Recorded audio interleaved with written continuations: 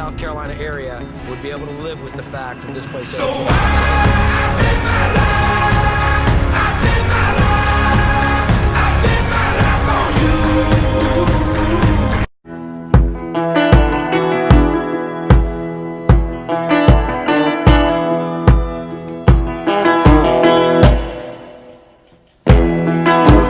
Listen to the wind blow.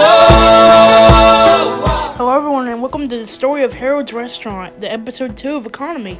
Today we're talking about the history and the future of Harold's Restaurant, which is located in downtown Gaffney.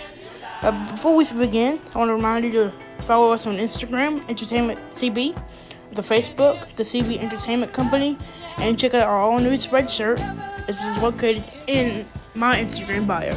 You can check all that out, and we have new DB Ranch designs to the spreadshirt. So today's subject is Harold's Restaurant, and Harold's Restaurant has been in Gaffney since the early 1930s. Now the owner now is Tony Lipscomb, but the previous owner was Harold Tyndall, and he's the one that made this place such an iconic place that it is now. And so it made all these different pictures you're seeing right now happen. And so with that, he made a huge legacy in Gaffney and sparked some movement in the downtown in the 1930s, which is what led to the boom in downtown Gaffney. Chili's was known for its famous chili burgers, fatback, soup, egg spread, and many different other things, and hot dogs, of course. Located in the heart of downtown Gaffney, for the very end, Harold's has been here for over almost a century, and every day it serves hundreds of different customers, all looking for some great food. And Harold's Restaurant was actually inspired by drivers. The reason it's so popular is because it was inspired by Diners, Drive-Ins, and Dives, the show on Food Network by a guy named Guy Fieri. I'm not sure if I said that right, but that's his name. And he basically went to Harold's on his show and talked with Tony Lipscomb and did some food reviews. And we're going to have that video in about a minute or two. You can see that. But he's the one that kind of made this place boom. Back in 2006 is when he came here, and this is what made Harold's Restaurant so iconic across the United States. This is when people keep coming back for more and more, and it's why Harold's is so popular. Because of this, this is why Guy Fieri went there. And after he has left, there's been good things happening at Harold's, and everyone has loved it. Now it's time for that video. In Gaffney, South Carolina, they've been coming to Harold's for 75 years now. Thank you. For the chili burgers, the dogs, and the everyday Southern favorites folks around here grew up with, like the Wednesday special, pinto beans and fatback. Fatback. Oh, did you see his eyes light up on fatback? So tell me about fatback, Michael, because I've never heard of it before. You've never heard fatback? Well, no, it's right next to foie gras. Fatback? Fatback. Pork fat. Pork fat that's been salted and cured, similar to bacon. We'll slice it. We like to get it good and thick. I don't really see any meat in there. This is your meat. The fat. The fat. We don't like to call anything fat around here, but No, what do we call that? well, that's the meat. That's the good part. That's the rind, and this has been cured in salt. You want to buy a bridge? Sure. Because that's fat. Okay. Okay, so we take that and we throw it in the pan? All right, and then we throw it in the oven. And while the fatback's cooking, so these are pinto beans? These are pinto beans. Tony's making the pinto beans with ham. Buy the whole ham, cut it up into pieces, and put in 3 to 4 good chunks. Is that a measuring technique, chunks? Yes. Okay. Take it back off the bone after it's cooked, return it back to the beans, and you have pintos and ham and cornbread. Now, bring on the fatback and some homemade chow chow relish. That's ground up green tomatoes, hot peppers, vinegar. This is how the plate comes out when I get this? Yes. Put a little cornbread in it, put your relish in, put your few little pieces of onion in.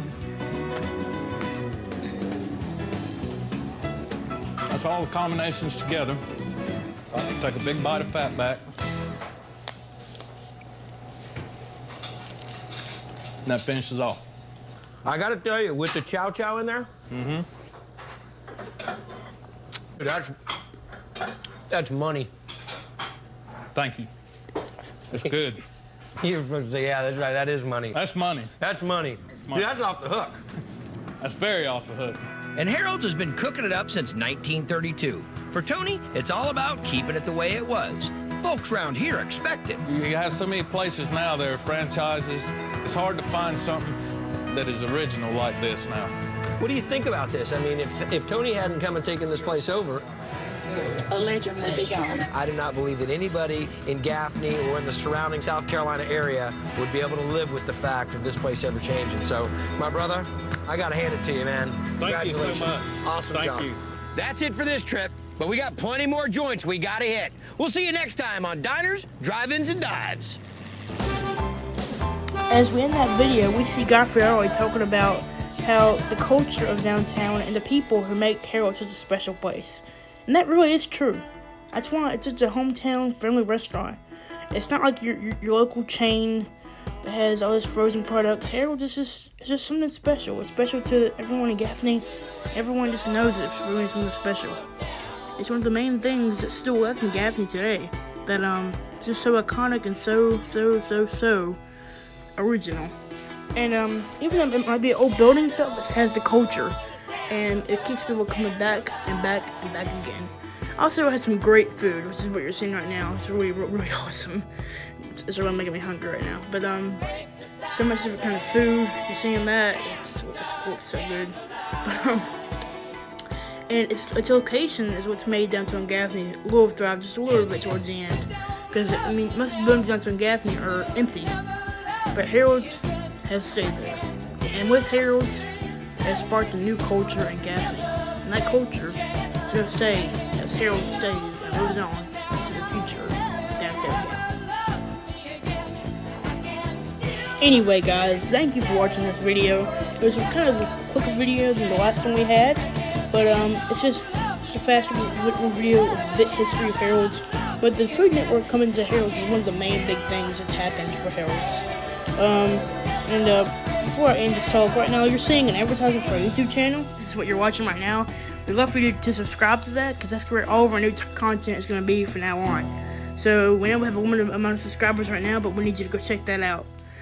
But when Godfrey and Diners, Drive-Ins, and Dives went to Harold's, it sparked something new. Millions of people watched that episode, and it's what made Harold's as iconic as it is now today. And with that being said, I'm signing off. But before I sign off, I just want to let you know you need to go check out Harold's.